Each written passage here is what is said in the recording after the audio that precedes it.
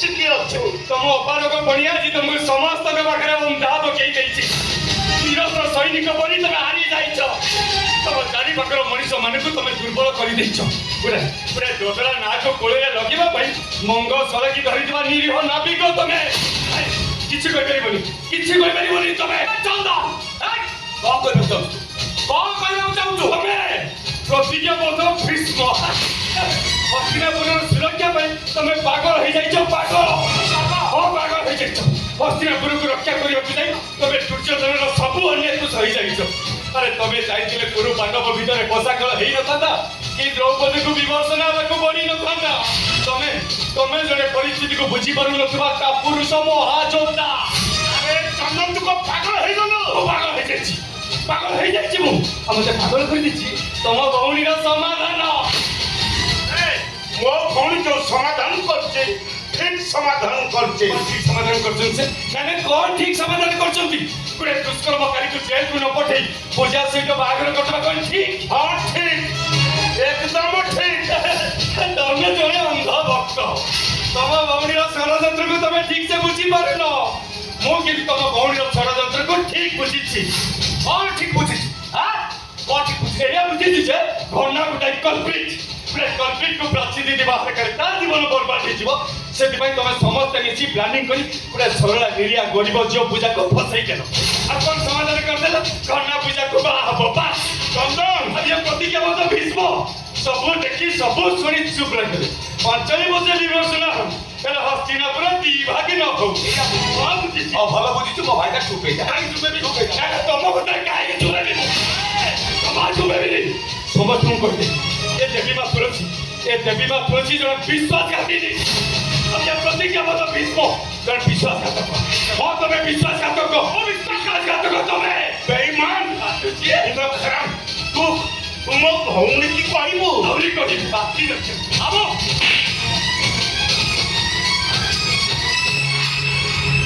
କହିଲେ bathroom I କଣ ହଉଛି ଛୁଆ? କହିବାକୁ ଦିଅ। ତା ସବୁ କଥା ଶୁଣିବା ପାଇଁ ମୋ ପାଖରେ ସାମର୍ଥ୍ୟ ଅଛି। ତତେ କହିଲେ ମୁଁ ସହିପାରିବିନି। ମାରିଦେବି, ଆଇ ମାରିଦେବି ସେ କୁଳାଙ୍ଗାରକୁ। ମାରିଦିଅ ମତେ, ମାରିଦିଅ। ଗୋଟା କଥା କହୁଛେ ମନେ ରଖ, ଏ ଚନ୍ଦନ ଆଖିରୁ ଯୋଉ ତତଲା ଲୁହ ଝରୁଛି ସେ ତତଲା ଲୁହରେ ତମ ସମସ୍ତେ ଜଳିଯିବ। ସମସ୍ତେ ଜଳିଯିବ। କାହିଁକି କାହିଁକି ଆସୁଛ ପାଖକୁ?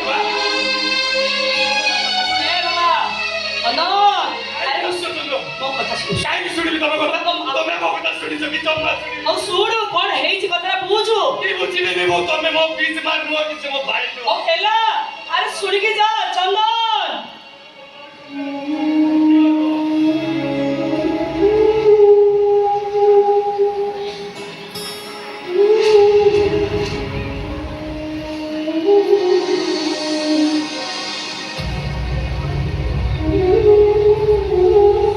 ଦେଖିଲେ ଭାଇ,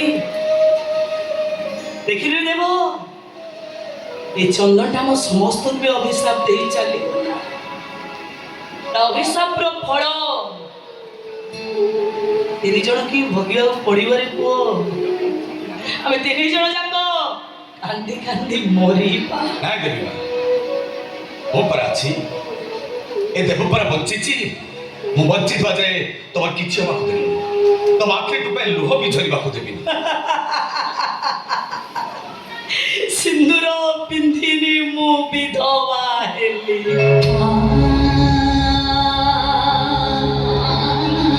ସ୍ୱାମୀ କଣ ଜାଣିନି ମୁଁ ଜନନୀ ହେଇଗଲି।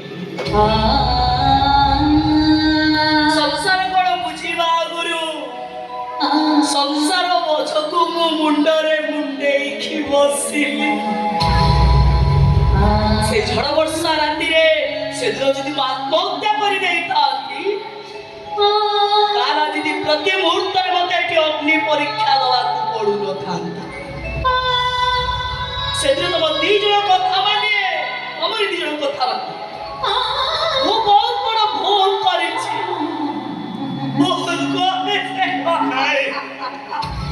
ଦେବୀ ମା, ତମେ କିଛି ବି ଭୁଲ କରିନ। ଭୁଲ କରିଛି ମୁଁ।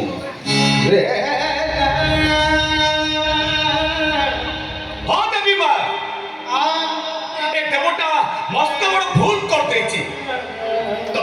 আসନରେ বসে ମୁଁ ମହା ଭୁଲ କରିଛି ଭୁଲ କରିଛି ମୁଁ କରିଛି ନାଇଁ ଦେବ ନାଇଁ ଭୁଲ ତୁ କରିଲୁ ଭୁଲ ମୁଁ କରିଛି ତୋ ଭଳି ସରଳ ନିରୀହ ମଣିଷକୁ ମୁଁ ଭୀଷ୍ମ ସଜେଇ ଦେଇଛି ମୁଁ ଭୁଲ କରିଛି ମହା ଭୁଲ କରିଛି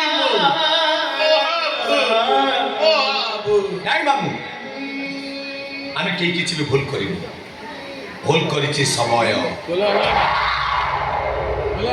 ଏ ସମୟ ସୃଷ୍ଟି କରିଛି ଋଷି ଶ୍ରେଷ୍ଠ ପରାଶର ସମୟ ସୃଷ୍ଟି କରିଛି ରାଜା ଶାନ୍ତନୁ ସମୟ ସୃଷ୍ଟି କରିଛି ମହାସତୀ ସତ୍ୟବତୀ ସମୟ ସୃଷ୍ଟି କରିଛି ବେଦବ୍ୟାସ ଆଉ ସମୟ ସୃଷ୍ଟି କରିଛି ଏ ଅସହାୟ ଭୀଷ୍ମ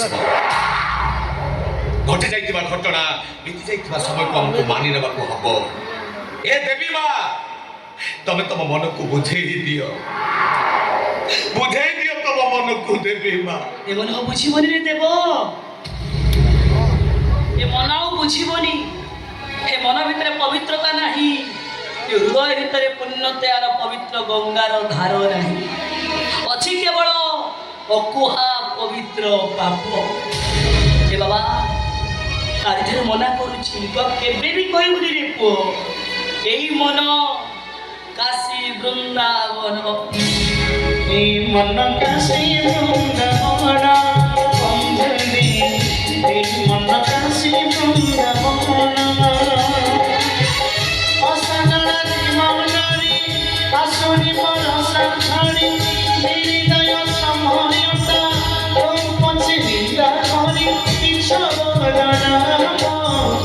এই মন কাশী বৃন্দাবন বন্ধনে এই মন কাশী বৃন্দাবন